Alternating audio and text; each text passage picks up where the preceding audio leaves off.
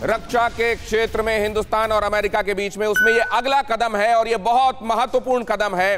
बेका का हो जाना जाहिर है उन महत्वपूर्ण सूचनाओं के आदान प्रदान के दिशा में भी आने वाले दिनों में रास्ता साफ करेगा, जो बहुत महत्वपूर्ण है। आपको याद होगा करगिल के समय जीपीएस अमेरिका की तरफ से यह कहते हुए बंद कर दिया गया था कि यह केवल शांति काल के लिए समझौता था, हम युद्ध काल में आपको नहीं दे सकते। लेकिन अब जो एग्रीमेंट हुआ है वो बहुत महत्वपूर्ण है। बेका यानी basic exchange and cooperation agreement, ये अग्रीमेंट इस तरीके का महत्वपूर्ण चौथा एग्रीमेंट है जो भारत और अमेरिका के बीच में हुआ है। भारत और अमेरिका तैयार हो गए हैं पाकिस्तान और चीन पर निगाह रखने के लिए। बेका basic exchange and cooperation agreement ये खुफिया जानकारियों के आदान प्रदान के लिए रास्ता प्रशस्त करेगा। भारत और अमेरिका आपस में इंटेलिजेंस सपोर्ट को और बढ़ाने वाले हैं।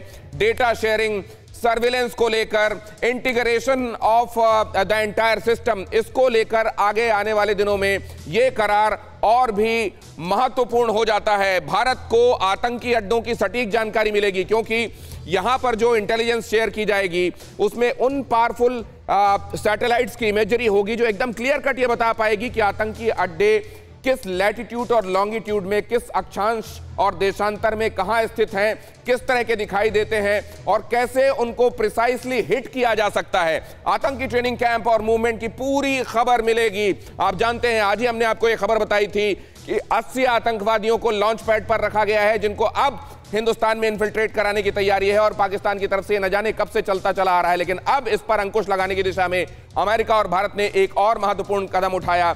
आतंकी ट्रेनिंग कैंपों के संदर्भ में पूरी महत्वपूर्ण जानकारी, वो महत्वपूर्ण जानकारियां जो अभी तक भारत को नहीं मिल रही थी क्योंकि अभी तक जो एग्रीमेंट्स थे उसके मुताबिक ये था कि भारत को शांतिकाल में तो इनमें से कई जानकारियां दी जा सकेंगी, लेकिन ऐसी स्थितियों में जहां पर ये युद्ध की कैटेगरी में आने लगेगा वहां पर भारत को ये जानकारियां नहीं मिलेगी। लेकिन बेका हो जाने के बाद जाहिर है इसके लिए रास्ता प्रशस्त हुआ और इसके अतिरिक्त वो जानकारियां जो अभी तक नहीं मिल रही थी जिससे आपको बहुत बहुत साफ साफ ये पता चल जाएगा कि पृथ्वी में किस जगह पर कहां पर क्या चल रहा है और उसको काउंटर करने के लिए खासतौर से चीन और पाकिस्तान की तरफ से अमेरिका की, हिंदुस्तान की क्या स्ट्रैटेजी होनी चाहिए। दोनों देश डेटा साझा करेंगे लेकिन हिंदुस्तान को जाहिर है इससे ज्यादा लाभ होने वाला है क्योंकि तकनीकी रूप से उन्नत देश है अमेरिका। भारत को मिलिट्री ग्रेड डेटा का एक्सेस मिलेगा। मिलिट्री ग्रेड डेटा, ये खास तरीके का डेटा, मिलिट्री सिग्निफिकेंस जिसका होता है वो डेटा हिंदुस्तान को मिलेगा।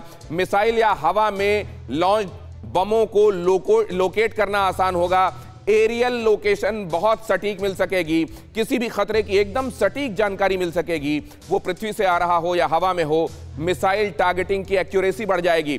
मिसाइल से, क्रूज मिसाइल से और बैलिस्टिक मिसाइल से जब आप किसी अड्डे को टारगेट करते हैं तो बहुत प्रिसाइज लोकेशन आपको चाहिए होती है और अगर डेटा करेक्ट हो तो बहुत सटीक तरीके से उस निशाने को उड़ाया जा सकता है। और ये जानकारी डेटा के माध्यम से अब हिंदुस्तान के साथ भी शेयर की जाएगी और हिंदुस्तान की सुरक्षा में अमेरिका के साथ ये डेटा शेयरिंग, आप जानते हैं अमेरिका अभी तक तकनीकी रूप से सबसे उन्नत राष्ट्र है और वहां वो सैटेलाइट इमेजरी जो अभी तक हासिल नहीं हो रही थी, वो प्रिसाइज लोकेशन, जियोलॉजिकल लोकेशंस जिनका अभी तक इंतजार था, वो अब मिलनी शुरू हो जाएंगी। और विष्णु प्रकाश साहब, जीजी द्विवेदी साहब, डिफेंस एक्सपर्ट हमारे साथ और एम्बेसडर विष्णु प्रकाश साहब हमारे साथ जुड़ रहे हैं। आपका बहुत स्वागत है। सबसे पहले तो जीजी द्विवेदी साहब मैं आपसे ये समझूंगा कि ये कहा जा रहा था कि पहले जो समझौते थे उसके तहत डेटा उस समय मिलना बंद हो सकता था जब आपको क्रूशियली वो चाहिए युद्ध काल में।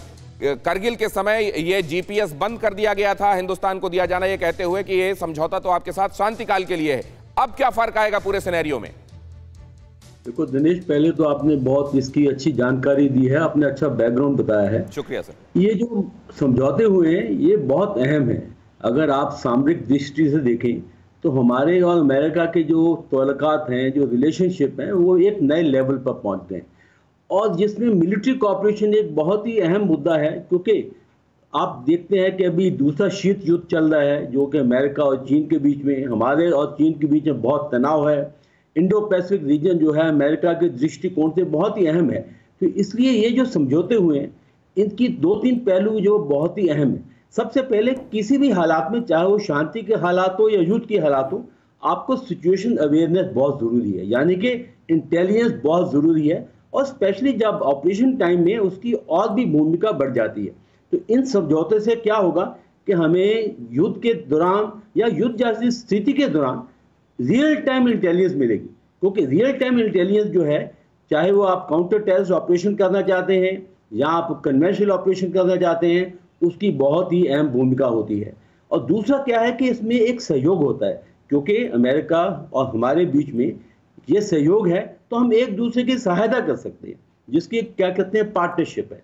और तीसरा जो अहम मुद्दा है, ये जो इंटेलिजेंस है, इसकी भूमिका एक और भी है कि आप अपने ड्रोन्स को, अपनी मिसाइल को उस टारगेट पर पहुंचा सकते हैं, यानी कि आप गाइडेंस कर सकते हैं। बहुत इंपॉर्टेंट बात आप कह रहे हैं सर, बहुत इंपॉर्टेंट बात आपने जो बातें कही कि वो काउंटर टेररिस्ट ऑपरेशंस हो या कन्वेंशनल जो युद्ध होता है, उस दौरान आपको चाहिए वो डेटा जिससे आपको इंटेलिजेंस इनपुट ये मिल सके कि प्रिसाइसली क्या हो रहा है दुश्मन की तरफ से और आपको क्या काउंटर स्ट्रेटजी अपनानी चाहिए।